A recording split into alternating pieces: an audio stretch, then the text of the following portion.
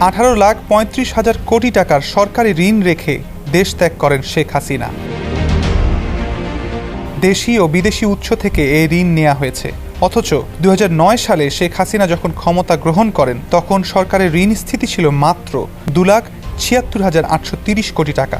সে হিসাবে আওয়ামী লীগের 10 দশকের শাসনামলেই সরকারের ঋণ স্থিতি 15,58,206 কোটি টাকা বেড়েছে, যা সরকারের মোট ঋণের প্রায় 85%।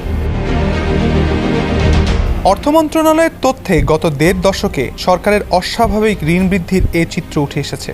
ঘোষিত বাজেটে সরকারের পরিচালন ব্যয় মেটানো ও উন্নয়ন কর্মকাণ্ডের কথা বলে দেশি বিদেশি উৎস থেকে এই ঋণ নেওয়া হয়েছে। যদিও শেখ হাসিনা সরকারের বিরুদ্ধে সীমাহীন অনিয়ম দুর্নীতির অভিযোগ রয়েছে।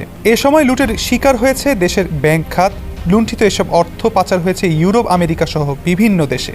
যুক্তরাষ্ট্রভিত্তিক গবেষণা প্রতিষ্ঠান গ্লোবাল ফাইন্যান্সিয়াল ইন্টিগ্রিটির তথ্য বিশ্লেষণ করে পাওয়া হিসাব অনুযায়ী শেখ হাসিনার 1.5 দশকের শাসনামলে দেশ থেকে অন্তত 14,920 কোটি বা $149.20 বিলিয়ন পাচার হয়েছে। বাংলাদেশি মুদ্রায় পাচারকৃত অর্থের পরিমাণ দাঁড়ায় অন্তত 17,60,000 কোটি টাকা। যদিও বর্তমানে বাংলাদেশের ব্যবহারযোগ্য নিট রিজার্ভ রয়েছে $16 বিলিয়ন কম। 2009 সালের নির্বাচনে বিজয়ের পর শেখ হাসিনা প্রধানমন্ত্রী হিসেবে দায়িত্ব নেন 6 জানুয়ারি। ওই বছরের 31 ডিসেম্বর পর্যন্ত দেশের ব্যাংক খাতে খেলাপি ঋণের পরিমাণ ছিল মাত্র 22,482 কোটি টাকা। 2024 সালের মার্চে এসে খেলাপি ঋণের পরিমাণ 1,82,000 কোটি টাকা ছাড়িয়ে যায়। ছাত্র জনতার গণ অভ্যুত্থানে শেখ হাসিনা দেশ ত্যাগের সময় দেশে খেলাপি ঋণের পরিমাণ অন্তত 2 লাখ কোটি টাকা ছাড়িয়েছে বলে বাংলাদেশ ব্যাংক সূত্রে জানা গেছে। দেশের ব্যাংক খাতের নিয়ন্ত্রক সংস্থা হলো বাংলাদেশ ব্যাংক। খোদ বাংলাদেশ ব্যাংকের নেতৃস্থানীয় কর্মকর্তারাই বলছেন, ব্যাংক খাত লুণ্ঠনে কেন্দ্রীয় ব্যাংককে সহযোগীর ভূমিকায় পালনে বাধ্য করা হয়েছে। গণমাধ্যম কর্মীদের সঙ্গে বৈঠকে বাংলাদেশ ব্যাংকের 4 ডেপুটি গভর্নরও স্বীকার করে বলেছেন, দায়িত্ব পালনে আমরা ব্যর্থ হয়েছি। চাকরি বাঁচানোর স্বার্থে অর্পিত দায়িত্ব আমরা পালন করতে পারিনি।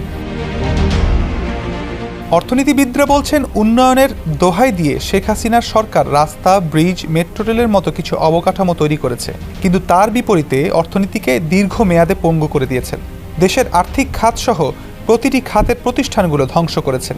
জরুরি ভিত্তিতে অর্থনীতিকে টেনে তোলার ও কার্যকর সংস্কার করা সম্ভব না হলে বাংলাদেশের সামনে ভয়াবহ পরিস্থিতি অপেক্ষা করছে।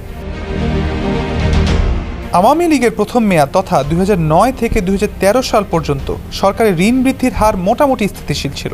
তবে এ সময়ে দেশের ব্যাংক খাতে বেসিক ব্যাংক লুণ্ঠন, হলমার্ক, বিসমিল্লাহ কেলেঙ্কারির মতো বেশ কিছু বড় লুণ্ঠনের ঘটনা ঘটে। রাষ্ট্রায়ত্ত ব্যাংকগুলো লুণ্ঠনের শিকার হলেও তুলনামূলকভাবে ভালো ছিল বেসরকারি খাতের ব্যাংক। 2014 সালে টানা দ্বিতীয় মেয়াদে ক্ষমতায় আসার পরই দেশের ব্যাংক খাতে আবার লুট শুরু হয়। এ সময় লুণ্ঠন ও মালিকানায় পরিবর্তন হয় দেশের বেসরকারি খাতের অনেক ব্যাংক।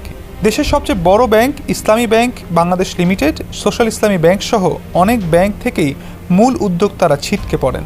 একই সময়ে দেশি বিদেশি উৎস থেকে সরকারের ঋণ গ্রহণও অস্বাভাবিক হারে বাড়তে থাকে। বিপরীতে কমতে শুরু করে জিডিপির অনুপাতে সরকারের রাজস্ব আহরণ। 2016 সালের ফেব্রুয়ারিতে বৈদেশিক মুদ্রার রিজার্ভ চুরি যাওয়ার মতো পৃথিবী কাঁপানো সাইবার অপরাধ সংঘটিত হয়।